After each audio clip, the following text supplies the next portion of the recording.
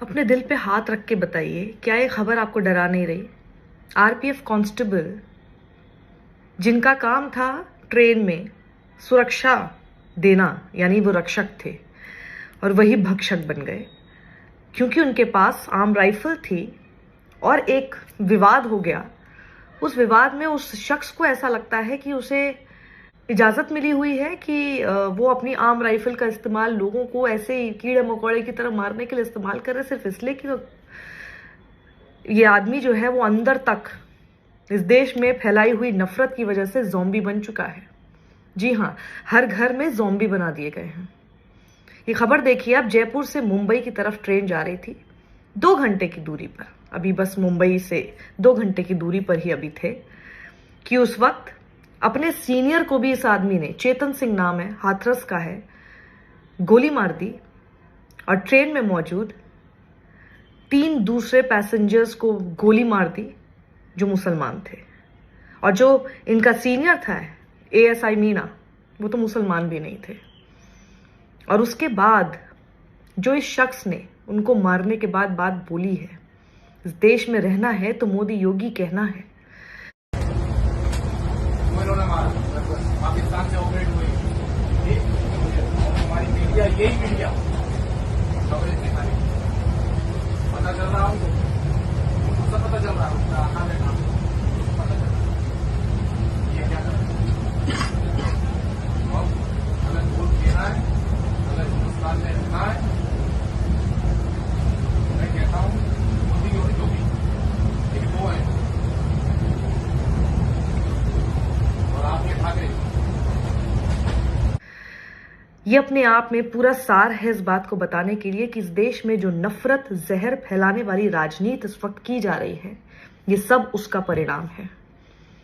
और सिर्फ चेतन सिंह अकेला इन लोगों के मर्डर का दोषी नहीं है। इस देश की वो गोदी मीडिया जो दिन भर सिर्फ हिंदू मुसलमान करके जहर फैलाती है, नफरत परोसती है, एक दूसरे को लड़ाने का काम करती है, देश में उन्माद फैलाती है, उसके ये जो गोदी एंकर हैं नफरत से भरे हुए, ये लोग आप लोगों को ज़ॉम्बीज बनाने का काम कर रहे हैं। नफरत फैलाने वाले लोग नफरती व्हाट्सएप फॉरवर्ड्स भेजते हैं, झूठ फैलाया जाता है मुसलमान के नाम पर। मुसलमान को आपके सामने एक विलेन के तौर पर हर वक्त दिखाया जाता है, और इन सब चीजों को करते हुए आपके सामने मोदी, योगी, एक पर्टिकुलर ये जो भारतीय जनता पार्टी है, इसके नेता, इनको आपके हिंदुओं का रक्षक बताया जाता है। तो एएसआई मीणा का परिवार पूछ रहा है क्या हुआ उनकी रक्षा का? समझ में आया आप लोगों को कुछ, या सिर्फ इसी तरह से सिर्फ आंख बंद करके घूमते रहेंगे? अगर इस देश की सुरक्षा के लिए सबसे ज्यादा खतरनाक कोई है इस वक्त, वो है ये गोदी media, WhatsApp, fake news spreaders. और ये फेक न्यूज को फैलाने वाले भी खुद ये गोदी मीडिया के लोग हैं।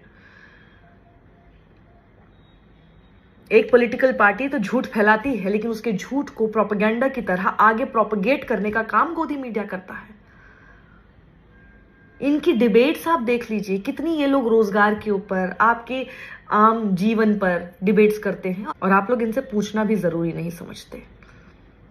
रोज जो ये शोर शराबा चलता है, किसी एक धर्म के लोगों को लगातार विलिफाई करने की जो ये प्रैक्टिस चली आ रही है, ये आपको देखते हुए बहुत अच्छी लगती है? आप मुझे बताइए, अगर अच्छी लगती है तो अगली बार ट्रेन में जब आप बैठेंगे और इसी तरह से कोई आरपीएफ का जवान आपके सामने ऐसी ही किसी एक बंदूक के साथ लैस होगा, आप सुरक्षित महसूस कर पाएंगे कि नहीं कर पाएंगे? क्योंकि एएसआई मीणा को भी याद रखिएगा, अभी तक ये बात साफ नहीं है, लेकिन ये कहा जा रहा है, क्योंकि इंडियन एक्सप्रेस से बात करते हुए रेलवे ने ये बोला है कि समझ में जो पता चला उनको ये कि आपस में इन लोगों की कुछ आर्ग्यूमेंट हो गई कम्युनिटीज को लेकर, और कम्युनिटीज को लेकर जो आर्ग्यूमेंट हुई उसके बाद वो आदमी ने आपा खो दिया, और ये तो दिमागी तौर पे ठीक नहीं है। तो दिमागी तौर पे अगर ठीक नहीं था तो ये रेलवे प्रोटेक्शन फोर्स में आखिर कर क्या रहा था, अगर इसका दिमाग ठीक नहीं था? आप सोचिए, अब इसको सिर्फ अदर वे राउंड करके देख लीजिए। इसी आदमी का नाम चेतन सिंह ना होके अगर कोई मुस्लिम होता है तो अभी तक तो इसको आतंकी करार दिया जा चुका होता है, इसके ऊपर यूएपीए, एनएसए सब कुछ लग चुका होता, और इसके नाम पर लगातार गोदी मीडिया आपके सामने इतने डिबेट्स करके पूरे धर्म को ही आतंकी करार दे चुका होता।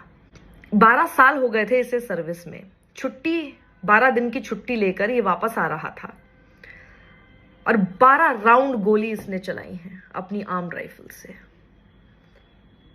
और 10 राउंड गोली चली है एएसआई मीणा की रिवॉल्वर से, उनकी पिस्टल से। पीड़ितों के नाम कुछ इस तरह हैं: एएसआई टीकाराम मीणा, अब्दुल कदीर, असगर काई, ये तो बेचारा चूड़ी बेचने वाला था वहां पे, और एक और शख्स का नाम अब सामने आ गया है,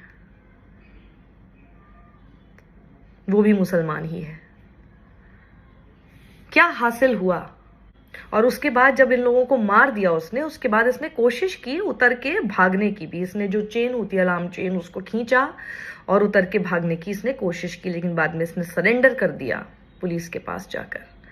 वेस्टर्न रेलवे जो मुंबई में है, उसके सोर्स ने इंडियन एक्सप्रेस को बताया कि जो शूटिंग है ये एक आर्ग्यूमेंट के बाद हुई थी, जिसने फिर सांप्रदायिक रूप ले लिया। आप देख ही रहे हैं ना, क्या ये आप लोगों के साथ, मैं इसको सिर्फ आपके साथ एक बार रिलेट करके बता रही हूँ, क्या ये आप लोगों के साथ होता है कि नहीं होता है कि आप लोग आजकल जहां पर भी बैठते हैं, अगर दो अलग अलग विचारधारा के लोग आपस में होते हैं, आपस में जो आपका डिस्कशन होता है वो एक समय के बाद चीखम चिल्ली में, लड़ाई झगड़े में तब्दील हो जाता है।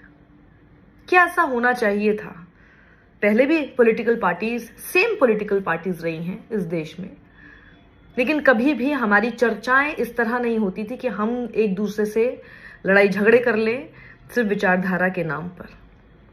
ये किस लेवल पर अग्रेशन स्टार्ट हो चुका है, क्या इसको आप समझ रहे हैं? क्योंकि ये एक एक करके अब आपके घर तक पहुंचेगा या आपके बच्चों तक पहुंचेगा। आपके घर तक तो पहुंच ही गया है। और अब तो मैं शायद ये कहूंगी कि हम, एक समय था जब हम कहते थे कि सुधर जाइए, अभी भी आंखें खोल लीजिए, एक समय आएगा जब ऐसे हो जाएगा, देश बर्बाद हो जाएगा, ये वो, हम हमेशा फ्यूचर टेंस में बात करते थे। लेकिन ये घटना देखने के बाद मुझे नहीं लगता कि अब हमें और ज्यादा फ्यूचर टेंस में बात करने की जरूरत है, क्योंकि अब ये हकीकत हो चुके हैं, ये हो रहा है। 9 साल तो हो ही चुके हैं, 10वें साल में चल रहे हैं, और उसके बाद एक पूरे साल में अब इलेक्शन है। और भी ज्यादा खराब स्थितियां, और भी ज्यादा नफरत फैलाते हुए आपको बहुत लोग दिखाई देंगे। माहौल और खराब होगा। सबसे ज्यादा उसमें भूमिका निभाएगा ये गोदी मीडिया। हिंदू मुसलमान करने में कोई कसर नहीं छोड़ेगा। तो ये तो हो गया है, अब क्या? तो आपको हम बताते थे कि जब होगा तो क्या होगा, जब हो रहा है तो ये हो रहा है। ट्रेन में खुलेआम गोलियां चल रही हैं। हम इतने असहिष्णु हो गए हैं कि हम अगर कोई एक डिस्कशन भी करते हैं, कोई चर्चा भी करते हैं, उसमें एक दूसरे के ऊपर गोलियां चला देते हैं। आगे पीछे का कुछ सोचते नहीं, अपने फ्यूचर का भी नहीं सोच रहे हैं।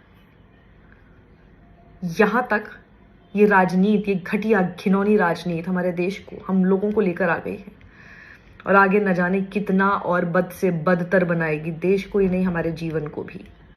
इन सबको रोकना अभी से होगा। व्हाट्सएप पर नफरती व्हाट्सएप फॉरवर्ड्स, किसी पार्टी के पॉलिटिकल एजेंडा जब चलाए जाएं किसी के भी द्वारा, उसे उसी वक्त रोकिए, टोकिए, बंद कराइए। झूठ फैलाने किसी को मत दीजिए। और अगर कोई आपको लग रहा है कि झूठ आपके सामने बोल रहा है, तो उसको फैक्ट चेक करके उसी वक्त टोकिए। ये राजनीति बेड़ा गर्क करके छोड़ेगी हमारे पूरे जीवन का, हमारे परिवारों का, हमारे देश का।